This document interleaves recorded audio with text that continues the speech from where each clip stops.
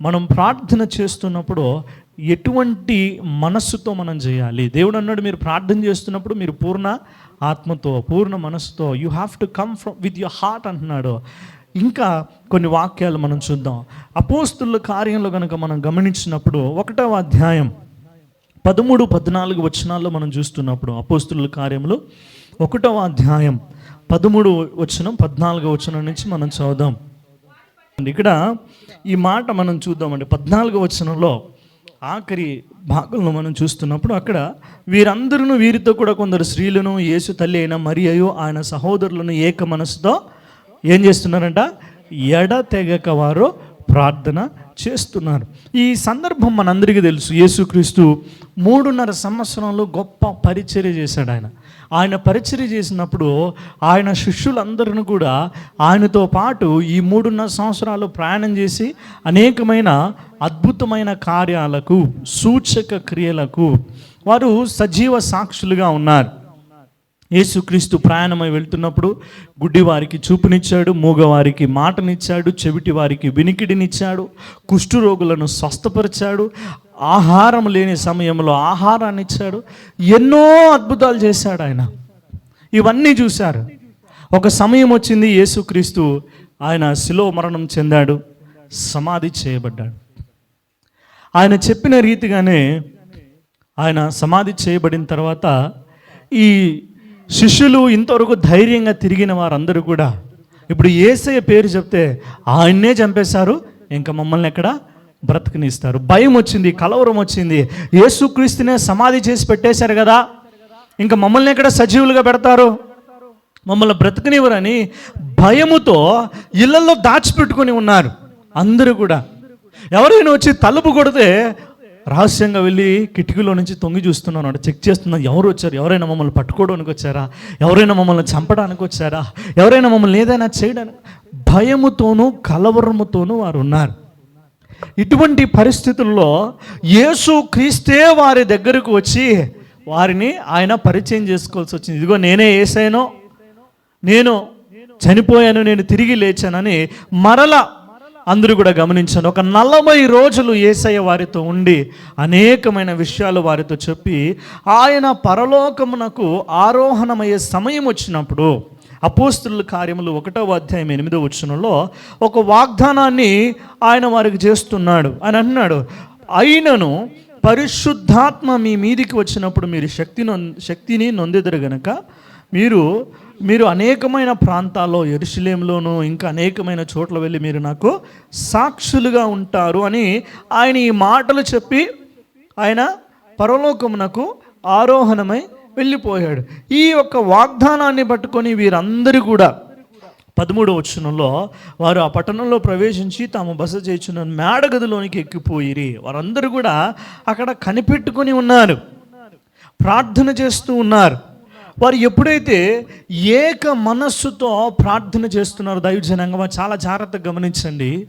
ఇంతవరకు భయముతో దాచిపెట్టుకొని ఉన్నవారు, కలవరముతో ఉన్నవారు అపోస్తుల కార్యం 2వ అధ్యాయం 1 వచనాల్లో పరిశుద్ధాత్మ దేవుని యొక్క శక్తి ఎప్పుడైతే వారి మీదకి దిగి వచ్చిందో ఇప్పుడు వారు ఎంత మాత్రమును కూడా భయముతో లేరు, కానీ బయటకు వచ్చి దేవుని యొక్క రాజ్య సువార్తను వారు ప్రకటిస్తూ ఉన్నారు. హల్లెలూయా! అది ప్రార్థనా శక్తి అంటే. భయముతో దాచిపెట్టుకొని ఉన్నవారు, కలవరముతో ఉన్నవారు 10 రోజులు 40వ రోజున యేసయ్య ఆరోహణమై వెళ్ళాడు. ఆ దినము మొదలుకొని 50వ దినం అనగా పెంతుకోస్తు పండగ దినము, ఆ దినమున వరకును కూడా వీరందరిని కూడా ఏక మనస్సుతో, ఒకటే గురి, ఒకటే ఆలోచన, ఒకటే మనస్సు, ఏక మనస్సుతో ప్రార్థన చేయగలిగినప్పుడు ఆ ప్రార్థన శక్తి ఆ ప్రపంచ నలుమూలలలోనికి దేవుని యొక్క రాజ్య సువార్తను తీసుకుని వెళ్ళగలిగి ఉన్నదండి. హల్లెలూయా! ఆ ప్రార్థన శక్తి వలననే తోమ దేవుని యొక్క అభిషేకాన్ని పొందుకొని పరిశుద్ధాత్మ దేవుని శక్తి చేత నింపబడి మొదటి శతాబ్దములోనే భారతదేశంలోనికి దేవుని యొక్క రాజ్య సువార్తను తీసుకుని రాగలిగినాడు. అర్థమవుతుందా? ఆ రోజు వారందరూ ఎప్పుడైతే ఏకముగా కూడి ఏక మనస్సుతో ఎడతెగక ప్రార్థన చేస్తే ఆ ప్రార్థనా శక్తి నేటి వరకు దేవుని యొక్క రాజ్య సువార్తను తీసుకుని వెళ్తూ ఉన్నాను. అర్థమవుతుందా నీకు? ఈరోజు నీవు నేను నీలాగా అనేక మంది దేవుని యొక్క రాజ్య సువార్తను వినడానికి, రక్షణ పొందుకోవడానికి, దేవుని బిడ్డలుగా మార్చబడ్డానికి గల కారణం ఏంటంటే ఆ మేడగదిలో వారందరూ కూడా యేసుక్రీస్తు శిష్యులు, ఆయన యొక్క తల్లి, ఆయన యొక్క సహోదరులు, ఆయనతో పాటు చాలా దగ్గరగా ఉన్నవాళ్ళు. ఇదిగో యేసయ్య వాగ్దానం చేశాడు, మీరు వెళ్ళండి, మీరు కనిపెట్టుకొని ఉండండి, పరిశుద్ధాత్ముడు మీ మీదకి వచ్చును అని. దేవుని యొక్క వాక్యాన్ని విన్న మనం అందరమును కూడా సంఘముగా ఏకముగా కూడి మనము ఎడతెగక ప్రార్థన చేయగలిగినట్లయితే దేవుడు ఎటువంటి ఆత్మకార్యాలను జరిగిస్తాడని మన మధ్యలో, ఎటువంటి అద్భుతాలను దేవుడు జరిగిస్తాడు. దైవజనాంగమా, మనము ప్రార్థన చేస్తున్నప్పుడు ఏక మనస్సుతో ఒకటే ఆలోచన కలిగి ఒకటే గురి కలిగి మనం ప్రార్థన చేయడము చాలా ప్రాముఖ్యం.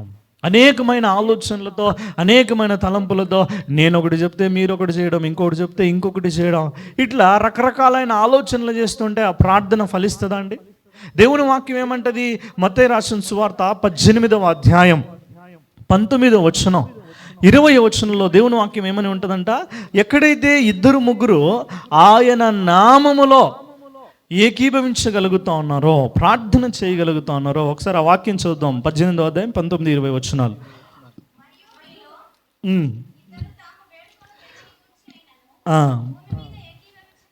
భూమి మీద ఏకీభవించిన ఎడల అది పరలోకమందున్న నా తండ్రి వలన వారికి దొరుకునని మీతో చెప్పుచున్నాను. ఎందుకనగా ఇద్దరు ముగ్గురు నా నామమున ఎక్కడ కూడి ఉందరో అక్కడ వారి మధ్య నేను ఉందును. ప్రైజ్ లార్డ్, హల్లెలూయా. మనం ప్రార్థన చేస్తున్నప్పుడు, మనము సంఘముగా కూడి వచ్చినప్పుడు మన మనస్సు, మన ఆలోచనలు, మన గురి అంతా కూడా ఒకే వైపు ఉండాలి. ఎవరది? యేసయ్య వైపు ఉండాలండి. యేసు వైపు చూచుచు మనం అందరమును కూడా సంఘముగా మనము ప్రార్థన చేయగలుగుతా ఉన్నప్పుడు దేవుడు అసాధారణమైన కార్యాలు ఈ స్థలంలో జరిగిస్తాడు. మీకు తెలుసా అండి, వాళ్ళందరూ కూడా ప్రార్థన చేస్తున్నప్పుడు పరిశుద్ధాత్మ దేవుని శక్తి వారి మీదకి దిగి వచ్చినప్పుడు వాళ్ళందరూ కూడా అనేక రకములైన భాషలు మాట్లాడుతున్నారు. వాళ్ళు ఏ భాషలు మాట్లాడినా కూడా ఇతరులకు అది అర్థమవుతుందండి. అది ప్రార్థనలో ఉన్న శక్తి.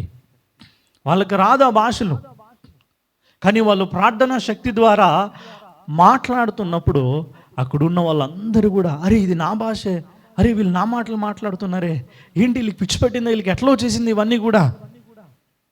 దైవ జనాంగమా, ప్రార్థనా శక్తి అసాధారణమైన కార్యములను జరిగించేదిగా ఉంటుంది. అది మరలా మనము అపోస్తుల కార్యములు 4వ అధ్యాయం, అక్కడ సంఘములో గొప్ప హింస జరుగుతున్నది, వాక్యము ప్రకటించకూడదని, ప్రార్థన చేయకూడదని దేవుని బిడలను అనేక రకాలుగా ఆటంకపరుస్తున్నారు. ఈ మాటలన్నీ విన్న వీళ్ళలో, అనగా సంఘములో, విశ్వాసులలో అనేకమైన కలవరములు ఉన్నప్పటికీ కూడా వారు ఏం చేస్తున్నారంట? ఏక మనస్సుతో దేవునికి బిగ్గరగా మొరపెట్టి ప్రార్థన చేస్తున్నారంట. దైవ జనాంగమా, ఈరోజు మన చుట్టూ అనేకమైన సమస్యలు ఉండవచ్చును, అనానుకూలమైన పరిస్థితులు ఉండవచ్చును. దేవుని సంఘముగా మనము ఎప్పుడైతే ఏక మనస్సుతో మనము దేవుని సన్నిధిలో మనం ప్రార్థన చేయగలుగుతూ ఉంటున్నామో అది దేవుని యొక్క అద్భుతమైన ఆశ్చర్యమైన కార్యాలను కలిగిస్తుందండి. 31వ వచనంలో కనుక మనం గమనించినట్లయితే 4వ అధ్యాయము, వారు ప్రార్థన చేయగానే వారు కూడి ఉన్న చోటు కంపించెను. అప్పుడు వారందరూ పరిశుద్ధాత్మతో నిండిన వారై దేవుని వాక్యమును ధైర్యముగా బోధిస్తూ ఉన్నారంట. హల్లెలూయా. ప్రార్థన దేవుని యొక్క పరిశుద్ధాత్మ శక్తిని నీకు దయచేస్తుంది. నువ్వు ప్రార్థన చేస్తున్నప్పుడు నువ్వు ఎంత మాత్రమును భయములో ఉండవు, కలవరములో ఉండవు, పిరికితనము కలిగిన ఆత్మను నీవు కలిగి ఉండవు. దేవుని గురించి మాట్లాడడానికి, దేవుని గురించి ప్రకటించడానికి, దేవుని కొరకు జీవించడానికి నువ్వు భయపడవు. అరే మీరు స్వార్థ ప్రకటించకూడదు, మీరు బయటకు రాకూడదు, మీరు ప్రార్థనలు చేయకూడదు, ఎందుకంటే దేవుడు అక్కడ అనేకమైన అద్భుతమైన కార్యాలు సూచక క్రియలు జరుగుతూ ఉంటే అక్కడున్న ప్రజలందరూ ఆ నాయకులు అధికారులకు కలవరం వచ్చేసి దేవుని బిడ్డలను సావకులను సంఘాన్ని ఆపడానికి ప్రయత్నం చేస్తున్నారండి. ఈరోజు కూడా చాలామంది దేవుని సంఘాలను దేవుని యొక్క రాజ్య సువార్తను ఆపడానికి ఎన్నో రకాలుగా ప్రయత్నం చేస్తున్నారు. సంఘముగా ఏక మనస్సుతో మనమందరమును కూడి ప్రార్థన చేస్తుంటుండగా దేవుడు సంఘము మీద వాక్శక్తిని, ధైర్యము కలిగిన ఆత్మను దేవుడు కుమ్మరించువాడిగా ఉంటున్నాడు. హల్లెలూయా. భయపడాల్సిన అవసరం లేదండి. ఇప్పుడు వీళ్ళు ఏం చేశారంట? ధైర్యముగా ముందుకు వెళ్తున్నారు, దేవుణ్ణి ప్రకటిస్తున్నారు. ఎక్కడి నుంచి వచ్చింది ధైర్యం? వాక్శక్తి ఎక్కడి నుంచి వచ్చింది? వాక్య జ్ఞానం ఎక్కడి నుంచి వచ్చింది? దేవుని సన్నిధిలో ప్రార్థనలో సంఘముగా ఏక మనస్సుతో కూడి వారు ప్రార్థన చేయుచుంటుండగా పరిశుద్ధాత్మ దేవుడు దిగి రావడం జరిగింది. వారి హృదయములు ఇంతవరకు భయముతోనూ కలవరములతోనూ అనేకమైన ఆలోచనలతో నింపబడి ఉన్నారు. క్రైస్తవుడిగా నేను చెప్పాలా వద్దా? క్రైస్తవుని నేను చెప్పుకోనాలా వద్దా? నేను క్రీస్తు కొరకు జీవించాలా లేకపోతే మరలా ఈ లోకానికి వెళ్ళిపోవాలా? నేను సేవ చేయాలా లేకపోతే మరలా ఈ లోకానికి వెళ్ళిపోవాలా? దేవుని బిడ్డ అంటే బయట కొడుతున్నారు, దేవుని బిడ్డ అంటే బయట తిడుతున్నారు, దూషిస్తున్నారు, భయము కలవరము. అప్పుడు సంఘము ఈ మాటలన్నీ విని ఏం చేశారు? వాళ్ళు మీటింగులు పెట్టుకోలేదండి, వాళ్ళు ప్రార్థన చేస్తున్నారు. వ్యర్థమైన సంభాషణ పెట్టుకోలేదు. సరే మనమందరమును కూడా ఏకముగా కూడి ప్రార్థన చేద్దాం. దేవునికి ప్రార్థన ద్వారా సాధ్యమైనది ఏది లేదు. హల్లెలూయా. వారందరూ ఏకముగా కూడి ప్రార్థన చేస్తూ ఉంటే మరలా ఏమొచ్చిందంటే అక్కడ ఆ ప్లేస్ అంతా కూడా షేక్ అయిపోతూ ఉందండి. ఏమైపోతా ఉంది? షేక్ అయిపోతూ ఉంది. దేవుడు అనేకమైన కార్యాలు చేస్తాడు. ఆ స్థలము కంపించెను. అది ప్రార్థనలో ఉన్న శక్తి. ఈరోజు చాలామంది ప్రార్థన అంటేనే నిద్రపోతారు. నేను చూస్తా ఉంటా, ప్రార్థన కానీ కూర్చుంటారు కదా, ఏం చేస్తా అంటారు అంటే ఇట్లే. ఇంక ఇట్లాంటి కార్యాలు యాడ జరుగుతాయి? ప్రార్థన అంటే ఏమొచ్చేస్తుంది వాళ్ళకి? మంచిగా నిద్ర వచ్చేస్తుంది అన్నమాట. ఆనాడు సంఘము ప్రార్థన చేస్తే భూకంపం వచ్చింది, పరిస్థితులు కదల్చబడ్డాయి, పునాదులతో సహా బిల్డింగ్స్ కూల్చివేయబడ్డాయి, చెరసాల సంఖ్యలు పీస్ అయిపోతా ఉంది. ఈరోజు ప్రార్థన అంటే ఏమొస్తుంది? పరిశుద్ధాత్మ రావడం లే. ఏ ఆత్మ వస్తుంది? నిద్ర ఆత్మ వస్తుంది. ఏమొస్తుంది? ప్రార్థన అంటే ఏ ఆత్మ వస్తుంది మీకు? నాకైతే నిద్రాత్మ రాదండి. చాలామందికి ప్రార్థన అంటే అట్లా కూర్చొనే ఉంటారు. ఇది ఇంకా నెక్స్ట్ నుంచి కనబడదు అనమాట. ఇక్కడ గ్లాస్ వేస్తే నేను కిందికి రావాలి ఏమైనా చూపించాలంటే ఏం చేస్తారు? కూర్చుంటారు ఇంక ఇట్లా. నేనేమో ప్రార్థన చేస్తుంటారేమో, నేను మైక్ పెట్టుకుని ఓ దేవా స్తోత్రం, దేవా మా సంఘాన్ని దీవించు, ఆశీర్వదించండి నేను కేకలేస్తా అంటే వీళ్ళు మళ్ళీ లేస్తారు. నేను ఆమెన్ అంటే లేస్తారు, మళ్ళీ కూర్చుంటారు, మళ్ళీ లేస్తారు, మళ్ళీ కూర్చుంటారు. ఏ ఆత్మ వచ్చేసింది ఇప్పుడు ప్రార్థన అంటే? గట్టిగా చెప్పండి. ఈ ఆత్మని మనము నజరేయుడైన యేసు నామములో తరిమి వేయాలండి. Praise the lord. హల్లెలూయా. నజరేయుడైన యేసు నామములో దురాత్మను మనము తరిమి కొట్టాలి. నువ్వు ప్రార్థన చేస్తుంటే పరిశుద్ధాత్మ దేవుడు దిగి వచ్చి ఆత్మ కార్యములు నీవున్న గృహములో నీ సంఘములో బలముగా దేవుడు చేయాలి. నిద్రపోతుంటే యాడు జరుగుతాయి? మళ్ళీ దేవుణ్ణి నిందించి ఎంత ప్రార్థన చేసినా దేవుడు నా ప్రార్థన ఏంటంటే నువ్వు నిద్రపోతాయిపోయావే. ఇప్పుడు దేవుడు యోనాతో మాట్లాడినట్టు మాట్లాడాలా? దేవుడు యోనాకు వెళ్ళి నిన్నవేగా వెళ్ళి ప్రార్థన చేయరా, సువార్త ప్రకటించరా అంటే ఏడబడుకుంటా అన్నాడు. వాడు అడుగు బాగా వెళ్ళిపోయి ఓ ఈ నిద్రపోతా లెగరా నాయన, బుద్ధి లేదా నీకు? నీ కుటుంబం కోసం, నీ దేశం కోసం, నీ గ్రామం కోసం, నీ బిడ్డల కోసం, నీ భర్త కోసం, నీ పని కోసం, నీ ఆరోగ్యం కోసం దేవుణ్ణి వెతుకో అంటే నువ్వేమో ఈ ప్రార్థనలో కూడా కొరకలు పెడతారండి వీళ్ళు. చాలా చాలా ప్రమాదం అండి. రోజు చాలామంది ప్రార్థనని నిర్లక్ష్యం చేయడం వల్ల వాళ్ళకి తెలియకుండానే శాపాన్ని కొని తెచ్చుకుంటా ఉన్నారు. ప్రార్థన అంటే నిర్లక్ష్యం, ప్రార్థన అంటే నిద్ర, ప్రార్థన అంటే టైం వేస్ట్. ప్రార్థన అంటే ఇంకేం పనిలే. ప్రార్థన నీ కుటుంబాన్ని, నీ బిడ్డలను, మీ భార్య, మీ భర్తలను, మీ పరిస్థితులను, మీ దేశాన్ని, దేనినైనా మార్చివేయగలిగిన సామర్థ్యము కేవలం ప్రార్థనలోనే ఉందండి. హల్లెలూయా. ఏక మనసుతో సంఘముగా మనం ప్రార్థన చేయగలిగితే దేవుడు పరిస్థితులను మార్చివేస్తాడు. ప్రార్థన మనం ఎప్పుడైతే ఏక మనసుతో మనం ప్రార్థన చేయగలుగుతామో సంఘములో, కుటుంబంలో, సమాజంలో ప్రార్థన ఐక్యతను తీసుకొని వస్తుంది. ఏక ఆలోచన, ఏక మనస్సును, ఏక భావమును ప్రార్థన తీసుకొని వస్తుంది. మరి ఈ 4వ అధ్యాయంలో కింద వచనాల్లో మనం చూస్తున్నప్పుడు వారందరూ కూడా 31 వచనం తర్వాత 32 వచనాన్ని మనం ఏంటంట, వారందరూ కూడా ప్రార్థన చేసి దేవుని యొక్క వాక్యాన్ని ధైర్యంగా బోధించారు. ఆ వాక్యం విన్న అనేక మంది విశ్వసించిన వారు ఇప్పుడు దేవుని రాజ్యంలోనికి, సంఘములోనికి నడిపించబడిన వారందరూ కూడా ఏమైపోయారంట, ఇప్పుడు ఏక హృదయము. ప్రైజ్ లార్డ్, హల్లెలూయా. చాలామందికి లేదు, అది అందుకే మౌనంగా ఉన్నారు. ఏమొచ్చిందంటే అక్కడ అందరూ చెప్పండి, ఏకాత్మ, ఏక హృదయము. ప్రార్థన ఏం చేస్తుందంటే అందరినీ ఐక్యపరుస్తుంది. ప్రార్థన వేరు చెయ్యదు, ప్రార్థన సపరేట్ చేయదండి. ప్రార్థన ఏం చేస్తుందంటే ఐక్యతలోనికి నడిపిస్తుంది, ఏకభావములోనికి, ఏకాత్మలోనికి, ఏక హృదయంలోనికి. విశ్వసించిన వారందరూ ఎవరో, మనమందరమును ఎవరిమో, ఎక్కడెక్కడ వారిమో, దేవుడి యొక్క రక్షణ పొందుకున్నాం, ప్రార్థన చేసుకున్నాం. ఇప్పుడు దేవుడి సన్నిధిలోనికి ఏక ఆత్మ చేత, ఏక మనస్సు చేత, ఒకే దేవుణ్ణి ఆరాధించడానికి ఆయన సన్నిధిలోనికి మనం నడిపించబడి ఉన్నాం. అది ప్రార్థన చేసే కార్యం.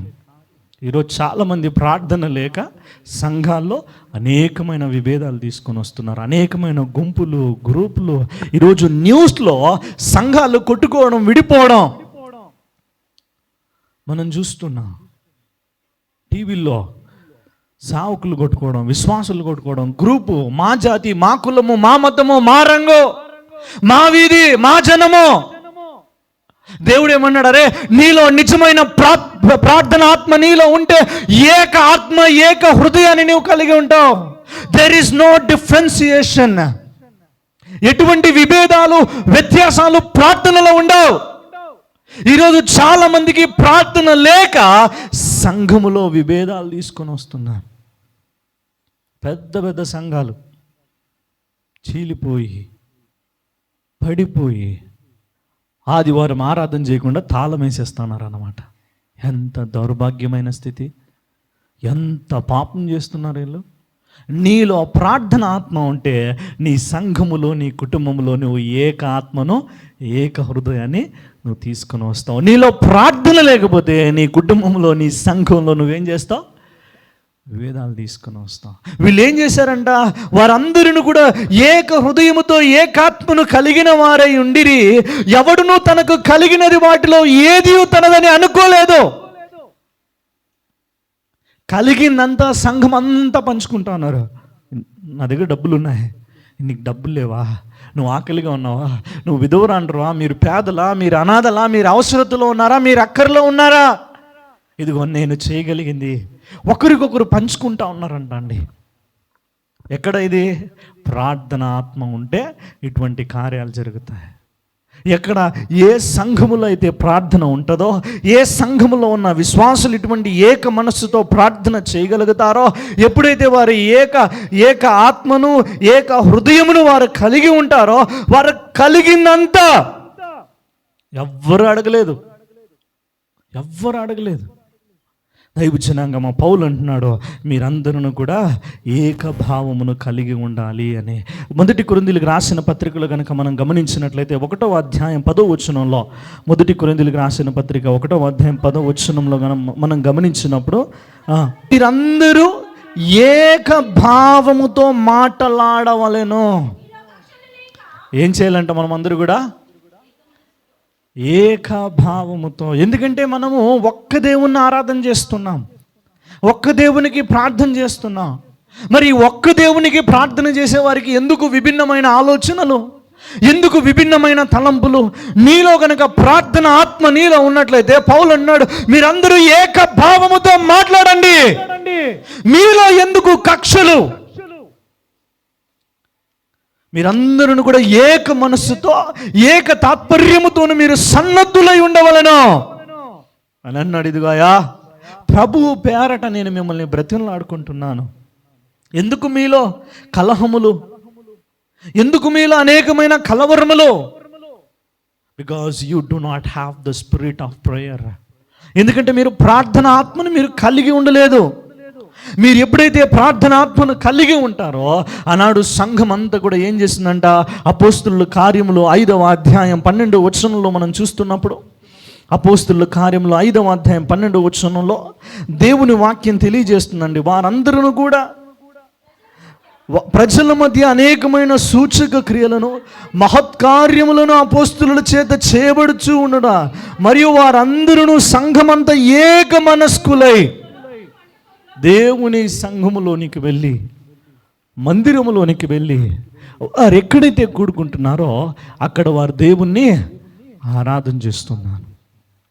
ఏం చేస్తున్నారంటే వాళ్ళందరూ కూడా దేవుణ్ణి ప్రార్థన చేస్తున్నారు ఏక మనస్కులై.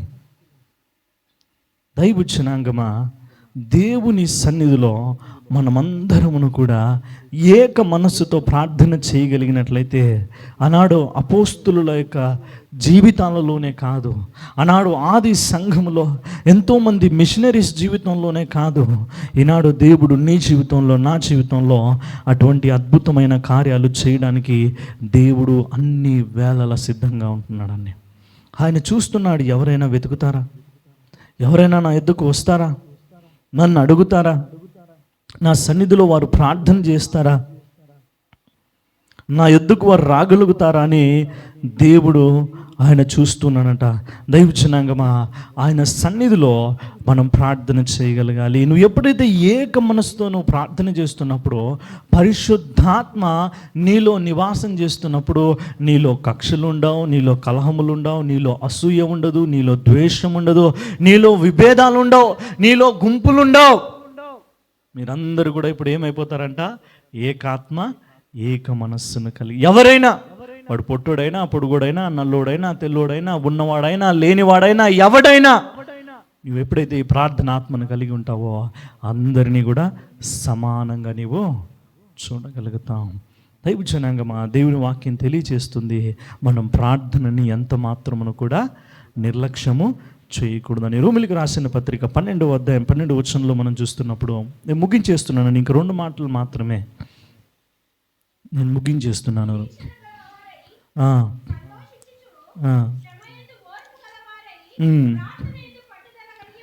చాలండి. ఏంటంటే ఆఖరిగా ప్రార్థన యందు పట్టుదల కలిగి మీరు ఉండాలి. నిర్లక్ష్యము చేయవద్దు. ఎటువంటి పరిస్థితులలో మీరు ఉన్నప్పటికీ కూడా మీరు ప్రార్థనను మానివేయవద్దండి, ప్రార్థనను విడిచిపెట్టవద్దండి. ప్రార్థనలో మీరు పట్టుదల కలిగి మీరు ఉండాలి. ఎటువంటి పరిస్థితులు వచ్చినా మీకున్న నిరీక్షణను, మీకున్న నమ్మకాన్ని మీరు కోల్పోవద్దు అన్నాడు. ఎఫెసీయులకు రాసిన పత్రిక 6వ అధ్యాయం 18వ వచనంలో మనం చూసినట్లయితే, ఎఫెసీ 6:18 వచనంలో దేవుని వాక్యాన్ని మనం చూద్దాం. ప్రతి విధమైన ప్రార్థనను విజ్ఞాపనను చేయుచు ఆ విషయమై సమస్తమ పరిశుద్ధుల నిమిత్తము పూర్ణమైన పట్టుదలతో విజ్ఞాపనము చేయుచు మెలకుగా ఉండడు. ఏం చేయాలంట? మీరు ప్రార్థనను ఎంత మాత్రము కూడా నిర్లక్ష్యం చేయొద్దు, పట్టుదల కలిగి ఉండండి. మరలా ఏమన్నాడు? ప్రతి సమయమందును ప్రతి విధమైన ప్రార్థనను, ఏ సమయమైనా, నీకు సంతోషం ఉన్నా, దుఃఖం ఉన్నా, బాధ ఉన్నా, వ్యాధి ఉన్నా, కలవరం ఉన్నా, వాట్ ఎవర్ ద సిచ్యువేషన్స్, ప్రార్థన మాత్రము ఆపొద్దు. ప్రార్థన చేయి. నీకుతో పాటు నీ చుట్టూ ఉన్న పరిశుద్ధులందరి కొరకు, నీ సంఘము కొరకు పూర్ణమైన మనస్సుతో, పూర్ణమైన పట్టుదలతో విజ్ఞాపనము చేయుటకు మెలకువగా ఉండాలి. కానీ మనకేమొచ్చేస్తుంది? వెంటనే ప్రార్థన అంటే ఈ దురాత్మ వచ్చేసి మనల్ని మత్తులుగా చేస్తుంది అనమాట. దేవుని యొక్క మర్మాలు మనం తెలుసుకొనకుండా అది చేస్తుంది. ఆఖరిగా ఇంకొక మాటను మనం చూద్దాం. అపోస్తుల కార్యములు 6వ అధ్యాయం 4వ వచనంలో సంఘము తెలియజేస్తున్నారండి. వారు అంటున్నారు ఈ రీతిగా, 6వ అధ్యాయం 4వ వచనంలో మనం చూస్తున్నప్పుడు, మేము ప్రార్థన యందును వాక్య పరిచర్య యందును ఎడతెగక ఉందమని చెప్పిరి అంట. దైవజనాంగమా, నీవు దేవుని వాక్యము ధ్యానం చేయడంలో కానీ, వాక్యాన్ని ప్రకటించడంలో కానీ, ప్రార్థన చేయడానికి కానీ నీ జీవితంలో నువ్వు ఎంత మాత్రమును కూడా నిర్లక్ష్యము చేసేవారిగా ఉండకూడదండి. ప్రార్థన చేయండి, మోకరించండి, దేవుని సన్నిధిలో కన్నీరు కార్చండి. అది మీ జీవితాలను మార్చివేస్తుంది. ఈరోజు చాలామంది దేవుని యొక్క కార్యాలను వెతకలేకపోవడానికి గల కారణం, దేవుని యొక్క సహాయాన్ని వారు పొందుకోలేకపోవడానికి గల కారణం ఏంటంటే ప్రార్థనని నిర్లక్ష్యం చేస్తున్నారు. చాలామందికి ప్రార్థన చేయడం రాదు. చాలామందికి ప్రార్థన అంటే ఆసక్తి ఉండదు. పోనీ ఎవరైనా ఒకరిద్దరు ప్రార్థన చేస్తారంటే ఆ పక్కన ఉన్న వాళ్ళు కూడా దాన్ని కూడా డిస్టర్బ్ చేస్తుంటారు.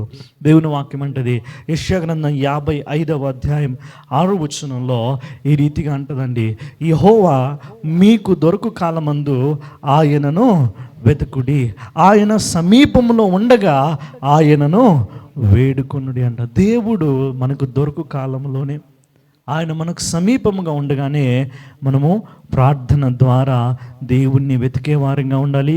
ఖచ్చితంగా దేవుడు మనకు సహాయము చేయవాడిగా ఉంటున్నాడు. లూకా రాసిన సువార్త 11వ అధ్యాయం 9-10 వచనాల్లో మనం చూస్తున్నప్పుడు, 11వ అధ్యాయం 9-10 వచనాల్లో, అటువలే మీరును అడుగుడి మీకు ఇయ్యబడును, వెదకుడి మీకు దొరుకును, తట్టుడి మీకు తీయబడును, అడుగు ప్రతి వానికి ఇయ్యబడును, వెతుకు వానికి దొరకును, తట్టు వానికి తీయబడునని మీతో చెప్పుచున్నాను. దేవుడు అన్నాడు, మీ ప్రార్థనకు నేను జవాబు ఇవ్వడానికి నేను సిద్ధంగా ఉంటున్నాను. మీరు అడగడానికి, వెతకడానికి మీరు సిద్ధంగా ఉన్నారా? మత్తయి రాసిన సువార్త 7వ అధ్యాయము 7వ వచనంలో, అడుగుడి మీకు ఇయ్యబడును, వెదకుడి మీకు దొరుకును, తట్టుడి మీకు తీయబడును, అడుగు ప్రతి వాడును పొందుకొనును, వెదుకువానికి దొరుకును, తట్టువానికి తీయబడును. మరలా నేను మీతో జ్ఞాపకం చేస్తున్నా, మీ ప్రార్థనని మీరు ఎంత మాత్రమును కూడా నిర్లక్ష్యము చేయవద్దు. నీ ప్రార్థనని నువ్వు నిర్లక్ష్యం చేస్తున్నావంటే నీ ఆశీర్వాదాన్ని నువ్వు నిర్లక్ష్యం చేస్తున్నావు. నీలో ఈ ప్రార్థన ఆత్మ లేకపోతే అపవాది ఆత్మ నీ మీదకి వస్తుంది. వాడు నిన్ను కలవరానికి గురి చేస్తాడు. వాడు దేవునికి నిన్ను దూరంగా చేస్తాడు. నువ్వు ఎంత ప్రార్థన చేసినా నీ ప్రార్థనకు సమాధానం ఉండదు. అయ్యా, ఎంత ప్రార్థన చేసినా నాకు నెమ్మదే లేదంటారు. ఎంత ప్రార్థన చేసినా మాకు సమాధానం దొరకడం లేదంటారు. ఎందుకంటే దైవజనాంగమా, నీ ఆలోచనలతో నువ్వు ఎంత మాత్రమును కూడా ప్రార్థన చేయవద్దు. పరిశుద్ధాత్మ దేవుని శక్తితో నింపబడినట్లుగా ప్రతి ఒక్కరు కూడా సంఘముగా ఏక మనస్సుతో, ఏకాత్మతో ప్రార్థన చేసేవారిగా మన సంఘంలో ప్రతి ఒక్కరు కూడా ఆ రీతిగా మార్చబడాలంటే, ప్రతి ఒక్కరు కూడా అయ్యా మేము ప్రార్థన చేయనప్పుడు నీ బలమైన పరిశుద్ధాత్మ శక్తిని, పరిశుద్ధాత్మ వరమును మేము పొందుకోవడానికి సహాయం దయచేయండి అని మనం ప్రార్థన చేయాలి. మనము ప్రార్థన చేస్తున్నప్పుడు దేవుని యొక్క చిత్తము నెరవేర్చబడులాగన మనం ప్రార్థన చేయవలసి ఉంటుంది. ఏదో ఒక పెద్ద లిస్టు రాసుకొని వచ్చేసి అక్కడ ఇసిరేసిపోవడం కాదండి ప్రార్థన అంటే.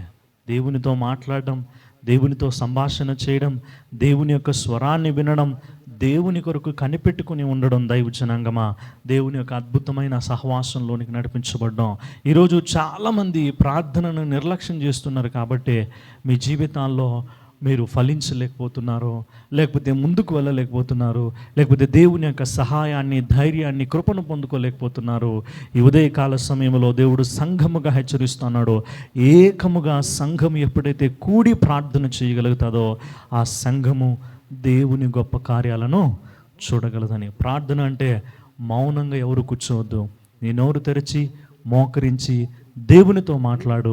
దేవుడు నీ పక్షమున అద్భుతమైన కార్యములు చేయనుగాక. కళ్ళు మూసుకొని మోకరిద్దాం మనం అందరమును కూడా. తండ్రి, ప్రార్థన చేయడం మాకు నేర్పించండి. మేము ఎంత మాత్రమును కూడా ప్రార్థనను నిర్లక్ష్యం చేయకుండా, అందులో ఎంతో గొప్ప శక్తి ఉన్నది, అందులో ఎంతో గొప్ప బలము ఉన్నది, అందులో ఎన్నో గొప్ప కార్యాలు ఉన్నాయి.